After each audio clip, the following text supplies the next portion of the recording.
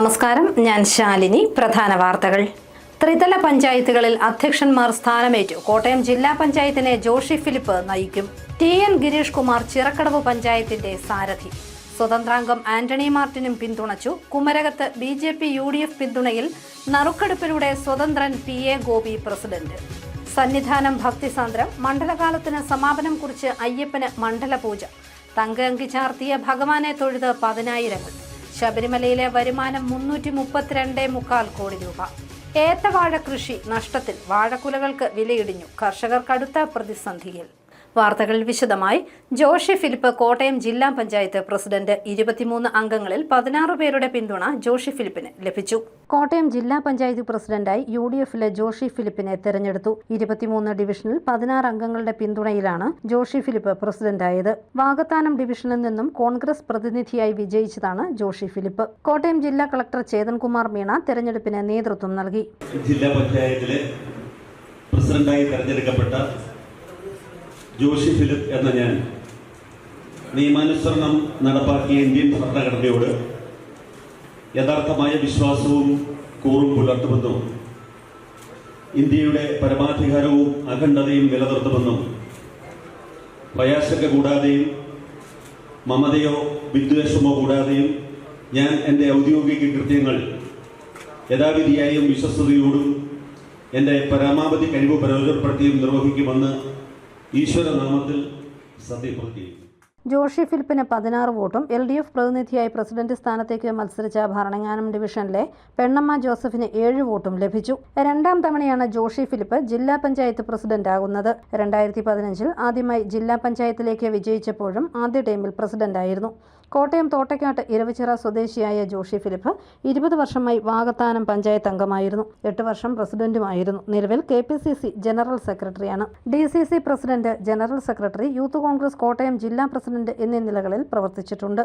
Joshi Philip Kottayam ജില്ലാ പഞ്ചായത്ത് ആദ്യ ടൈമിൽ 4 വർഷം അധ്യക്ഷ പദവിയിൽ തുടരാനാണ് ധാരണ. തുടർന്ന് അവസാന 1 വർഷം കേരള കോൺഗ്രസിനും അധ്യക്ഷ സ്ഥാനം നൽകാനാണ് UDFിൽ തീരുമാനിച്ചിട്ടുള്ളത്. കേരള കോൺഗ്രസിന്റെ ജോസ്മോൻ മുണ്ടയ്ക്കൽ അടുത്ത ടൈമിൽ അധ്യക്ഷനായേക്കാനാണ് സാധ്യത. News bureau, Kottayam. കോട്ടയം ജില്ലയിലെ ത്രിതല പഞ്ചായത്തുകളിലെ അധ്യക്ഷന്മാരെയും ഉപാധ്യക്ഷന്മാരെയും തെരഞ്ഞെടുത്തു. ചിറക്കടവ് ഗ്രാമപഞ്ചായത്തിൽ TN ഗിരീഷ് കുമാറാണ് പ്രസിഡന്റ്. വൈസ് പ്രസിഡന്റായി കേരള കോൺഗ്രസ് MLA മോളിക്കുട്ടി തോമസ് തെരഞ്ഞെടുക്കപ്പെട്ടു. കോട്ടയം ജില്ലയിലെ ത്രിതല പഞ്ചായത്തുകളിലെ അധ്യക്ഷന്മാരെയും ഉപാധ്യക്ഷന്മാരെയും തെരഞ്ഞെടുത്തു. കോട്ടയം ജില്ലാ പഞ്ചായത്തിലും 11 ബ്ലോക്ക് പഞ്ചായത്തുകളിലും 71 ഗ്രാമപഞ്ചായത്തുകളിലുമാണ് അധ്യക്ഷന്മാരെ തെരഞ്ഞെടുത്തത്. ചിറക്കടവ് ഗ്രാമപഞ്ചായത്തിൽ CPMലെ TN ഗിരീഷ് കുമാറാണ് പുതിയ സാരഥി. കേരള കോൺഗ്രസിലെ മോളിക്കുട്ടി തോമസ് ആണ് TN ഗിരീഷ് കുമാറിന്റെ പേര് നിർദ്ദേശിച്ചത്. ആന്റണി മാർട്ടിൻ പിന്താങ്ങി. 22 അംഗങ്ങളുള്ള പഞ്ചായത്തിൽ TN ഗിരീഷ് കുമാറിന് 11 വോട്ട് ലഭിച്ചു. 3 അംഗങ്ങളുള്ള UDF വോട്ടെടുപ്പിൽ നിന്നും വിട്ടുനിന്നു. BJPയിലെ ഗോപി പാറാന്തോടാണ് എതിർ സ്ഥാനാർത്ഥിയായി മത്സരിച്ചത്. TN ഗിരീഷ് കുമാറിന് 11 വോട്ടും ഗോപി പാറാന്തോടിന് 8 വോട്ടും ലഭിച്ചു. LDF 10, UDF 3, BJP 1, സ്വതന്ത്രൻ 1 എന്നിങ്ങനെയാണ് ചിറക്കടവ് പഞ്ചായത്തിലെ കക്ഷിനില. സ്വതന്ത്രനായി മത്സരിച്ച് ജയിച്ച ആന്റണി മാർട്ടിനും TN ഗിരീഷ് കുമാറിന് വോട്ട് ചെയ്തു. അഡീഷണൽ ജില്ലാ industrial officer Lawrence TN Girish കുമാറിന് സത്യവാചകം ചൊല്ലിക്കൊടുത്തു. ചിറക്കടവ് ഗ്രാമപഞ്ചായത്തിലെ പ്രസിഡന്റായി തെരഞ്ഞെടുക്കപ്പെട്ട TN ഗിരീഷ് കുമാർ എന്ന ഞാൻ നിയമാനുസരണം നടപ്പാക്കിയ ഇന്ത്യൻ ഭരണഘടനയോട് യഥാർത്ഥമായ വിശ്വാസവും കൂറും പുലർത്തുമെന്നും ഇന്ത്യയുടെ പരമാധികാരവും അഖണ്ഡതയും നിലനിർത്തുമെന്നും ഭയാശങ്ക കൂടാതെയും മമതയോ വിദ്വേഷമോ കൂടാതെയും ഞാൻ എൻ്റെ ഔദ്യോഗിക കൃത്യങ്ങൾ യഥാവിധിയായും വിശ്വസ്തയോടും എൻ്റെ പരമാവധി കഴിവ് പ്രയോജനപ്പെടുത്തിയും നിർവഹിക്കുമെന്ന് ദൃഢപ്രതിജ്ഞ ചെയ്തുകൊള്ളുന്നു. കക്ഷി രാഷ്ട്രീയ ഭേദമന്യേയുള്ള വികസന പ്രവർത്തനങ്ങൾക്ക് എല്ലാവരുടെയും പിന്തുണ TN ഗിരീഷ് കുമാർ തേടി. ഒരു പരിഗണനയും കൂടാതെ കക്ഷി രാഷ്ട്രീയത്തിനും ജാതിമത ചിന്തകൾക്കുമൊക്കെ അതീതമായി ഈ ഭരണസമിതി എല്ലാ വിഭാഗം ജനങ്ങളെയും ചേർത്ത് നിർത്തി മുന്നോട്ട് പോകണം എന്നാണ് ആഗ്രഹിക്കുന്നത്. തീർച്ചയായിട്ടും ഒരു ഭരണസമിതിയുടെ വിജയം എന്ന് പറയുന്നത് കേവലം 22 മെമ്പർമാർ മാത്രം അടങ്ങിയ ഒരു സമിതിയുടെ പ്രവർത്തനമല്ല, മറിച്ച് ജനങ്ങളുടെ ആകെ പിന്തുണയും സഹായവും ലഭ്യമാകുന്ന സന്ദർഭത്തിലാണ് നമ്മൾക്കതെല്ലാം വിജയകരമായി പൂർത്തീകരിക്കാൻ വേണ്ടി കഴിയുന്നത്. തീർച്ചയായിട്ടും അത്തരത്തിൽ എല്ലാ വിഭാഗം ജനങ്ങളുടെ അഭിപ്രായങ്ങളും നിർദ്ദേശങ്ങളും എല്ലാം സ്വീകരിച്ച് മുന്നോട്ട് പോകണം എന്നാണ് കരുതുന്നത്.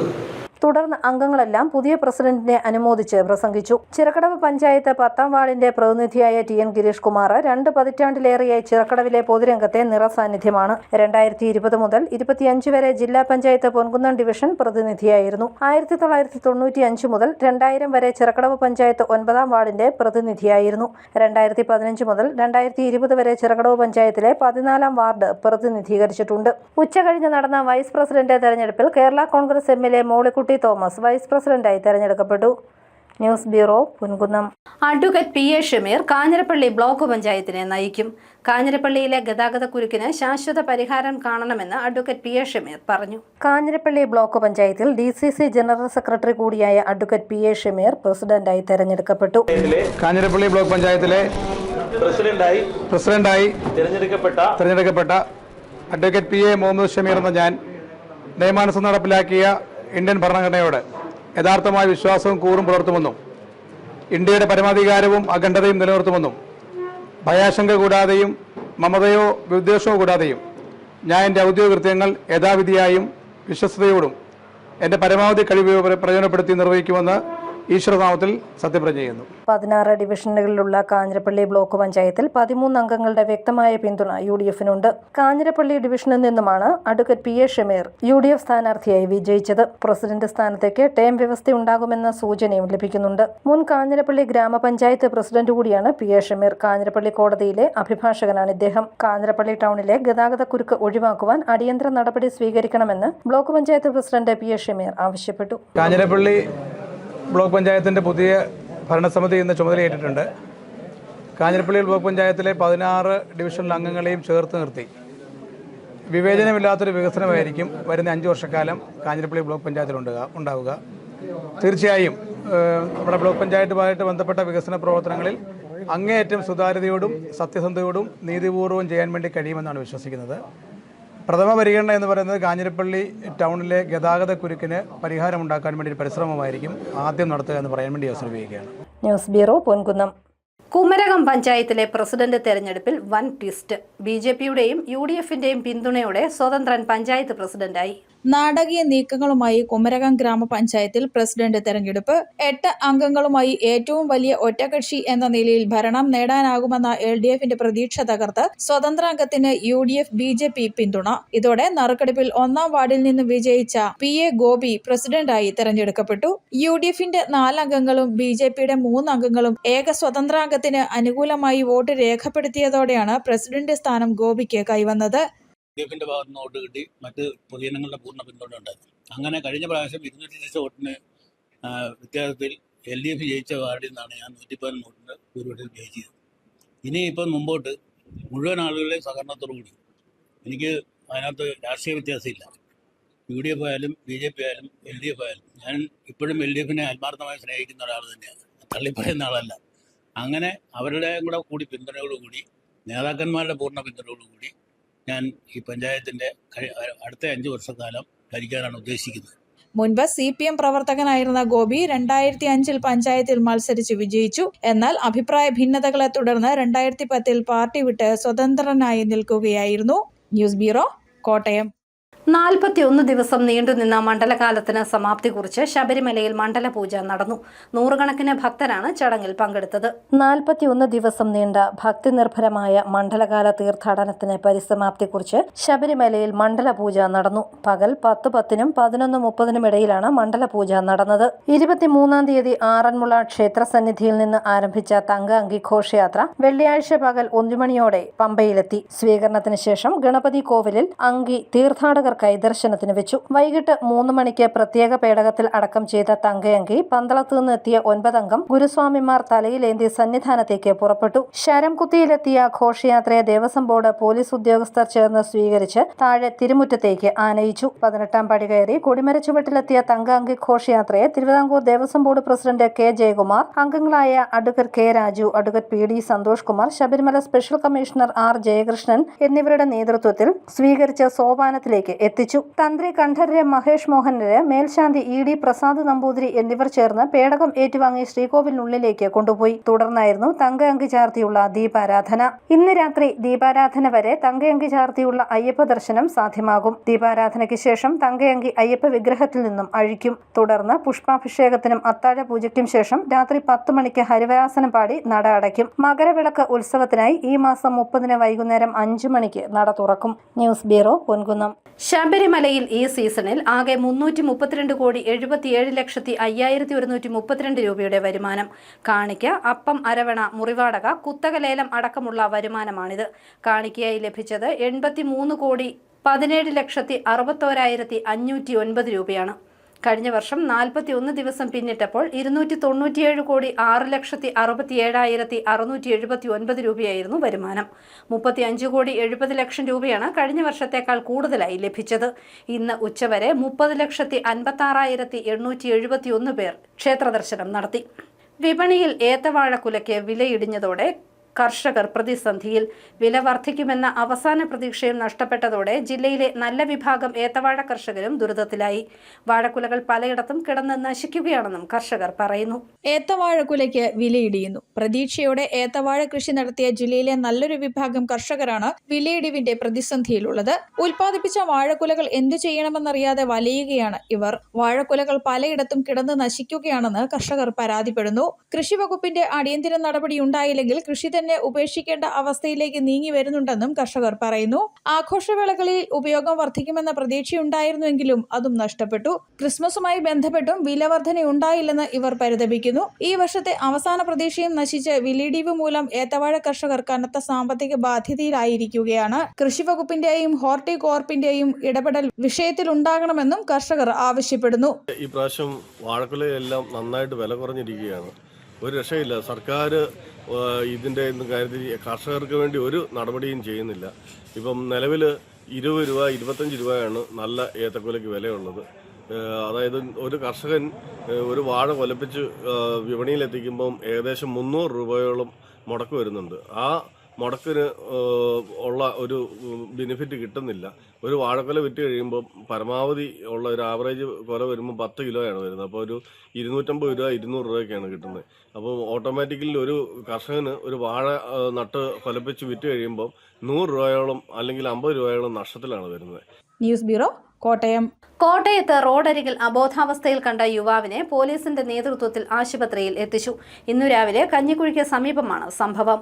കോട്ടയത്ത് റോഡരികിൽ അബോധാവസ്ഥയിൽ കാണപ്പെട്ട യുവാവിനെ പോലീസിന്റെ ഇടപെടലിൽ ആശുപത്രിയിൽ എത്തിച്ചു. ഇന്ന് രാവിലെ കഞ്ഞിക്കുഴിക്ക് സമീപമുള്ള ബിൽഡിംഗിന് മുന്നിലാണ് അസം സ്വദേശിയായ യുവാവ് ബോധരഹിതനായി കിടന്നത്. ഒപ്പമുണ്ടായിരുന്ന 2 പേർ സമീപത്തെ കടകളിൽ വിവരം അറിയിച്ചതോടെ നാട്ടുകാർ പോലീസിനെ വിളിച്ചു വരുത്തുകയായിരുന്നു. തുടർന്ന് ഇയാളെ കോട്ടയം ജനറൽ ആശുപത്രിയിലേക്ക് മാറ്റി. ഇന്നലെ വൈകിട്ട് ഇയാൾ ആത്മഹത്യയ്ക്ക് ശ്രമിച്ചതായി കൂട്ടുകാർ പറഞ്ഞു. News bureau, Kottayam.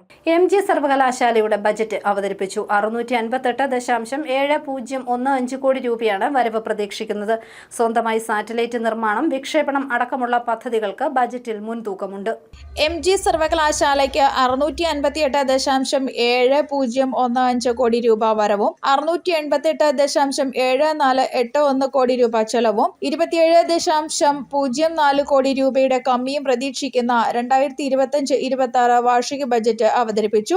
MG സർവകലാശാലയുടെ നേതൃത്വത്തിൽ സ്വന്തമായി സാറ്റലൈറ്റ് നിർമ്മാണം, വിക്ഷേപണം, കോൺസ്റ്റിറ്റ്യൂവന്റ് കോളേജ് അടക്കമുള്ള 58 നൂതന പദ്ധതികൾക്ക് ബജറ്റിൽ മുൻതൂക്കം നൽകി. ഗവേഷണം, നവീകരണം, അടിസ്ഥാന സൗകര്യ വികസനം, നിർമ്മിത ബുദ്ധിയുടെ വികാസം, അക്കാദമിക് ഗുണനിലവാരം, വിദ്യാർത്ഥി ക്ഷേമ പരിപാടികൾ എന്നിവയും ബജറ്റിൽ ഉൾപ്പെടുത്തിയിട്ടുണ്ട്. സ്റ്റാർട്ടപ്പുകളുമായുള്ള പങ്കാളിത്തം വർദ്ധിപ്പിക്കൽ, AI വികാസം ലക്ഷ്യമിട്ടുള്ള dedicated centres for the development of artificial intelligence കേന്ദ്രങ്ങൾ, 4 വർഷ ബിരുദ വിദ്യാർത്ഥികളുടെ പരിശീലന പഠനത്തിനായി സർവകലാശാല ക്യാമ്പസിൽ സൂക്ഷ്മ വ്യാവസായിക ഉൽപ്പന്ന യൂണിറ്റ്, വിസിറ്റിംഗ് എമിറേറ്റസ്, പ്രൊഫസർഷിപ്പ് തുടങ്ങിയ മറ്റു പദ്ധതികൾക്കും പ്രാധാന്യം നൽകുന്നതാണ് ബജറ്റ്.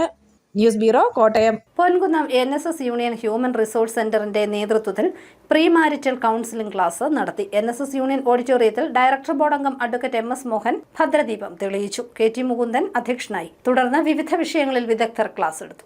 സ്വർണ്ണവിലയിൽ വലിയ കുതിപ്പ്. ഇന്ന് ഗ്രാമിന് 110 രൂപ കൂടി 12,945 രൂപയായി. പവന് 880 രൂപ കൂടി 1,03,560 രൂപയായി. 18 കാരറ്റ് സ്വർണത്തിന് പവന് 85,840 രൂപ നൽകണം.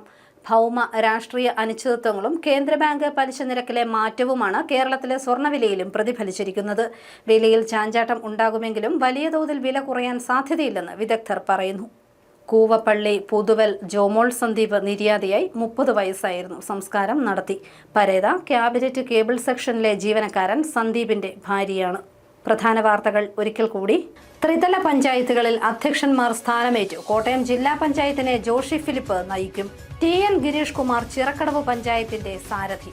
സ്വതന്ത്രാംഗം ആന്റണി മാർട്ടിനും പിന്തുണച്ചു. കുമരകത്ത് BJP UDF പിന്തുണയിൽ നറുക്കെടുപ്പിലൂടെ സ്വതന്ത്രൻ PA ഗോപി പ്രസിഡന്റ്. സന്നിധാനം ഭക്തിസാന്ദ്രം. മണ്ഡലകാലത്തിന് സമാപനം കുറിച്ച് അയ്യപ്പന് മണ്ഡലപൂജ. തങ്ക അങ്കി ചാർത്തിയ ഭഗവാനെ തൊഴുത് 10,000.